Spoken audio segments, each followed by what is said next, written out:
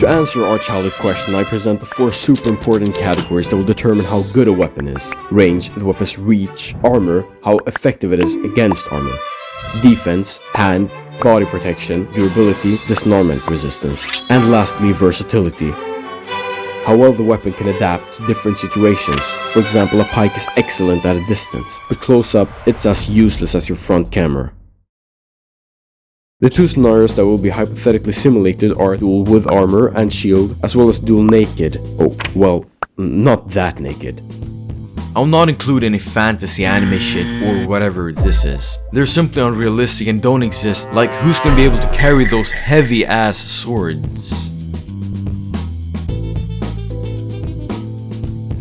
Now to the fun part.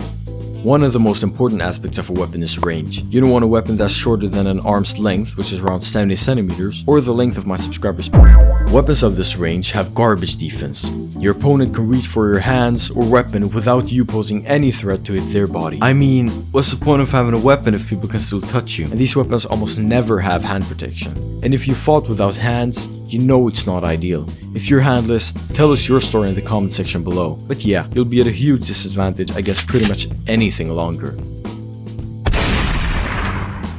But range goes both ways. If your weapon is too long, which is when your weapon is longer than yourself, it will be much harder to maneuver with control, or if your weapon cannot be used close range, as for many polearms. Your opponent making it into your defenseless vicinity will be detrimental. This is your versatility lacking.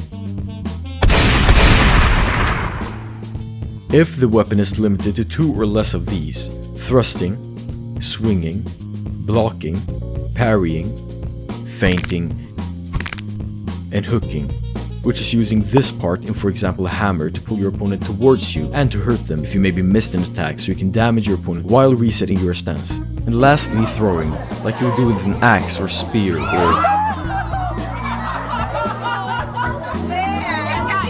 poop.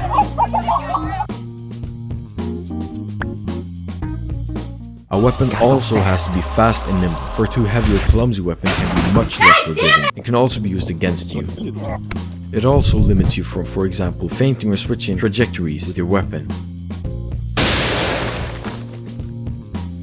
Weapons made out of wood that are also made in a way where blocking and attacking is done with the wooden part will over time risk breaking the weapon, and in turn you'll lose the battle.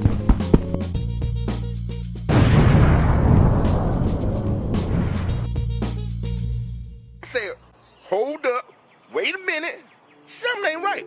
Something's wrong. Well, we've proven that the sword has the least amount of weaknesses, practically none to be exact, perfectly balanced, but there's of course more to it than this. The sword may be the least flawed and would win most fights, but that's only in a naked duel, where a few of the weapons listed aren't even made for that purpose. And, for example, a spear would shit on a sword in a fight, even if it's more flawed, a weapon invented by Neanderthals 460,000 years ago. So things obviously aren't as simple as I thought when I started making this video. But, if we explore the armored and shielded duel, since a spear would now do nothing against hard steel, there's no damage possible to do to the armor, and it's also not the best at doing damage in between armor. Instead, in a fight with armor and shield, a poleaxe would demolish anything else and probably win every fight. It has everything: a spear, axe, hammer, and even a handy hemorrhoid, because people in the 14th century were freaks. What's happening here is that every weapon has its own purpose. Some are more biased towards that purpose, like a mace, while others are more balanced and will work for every purpose, like the sword. So, what's the best weapon? Well, it depends.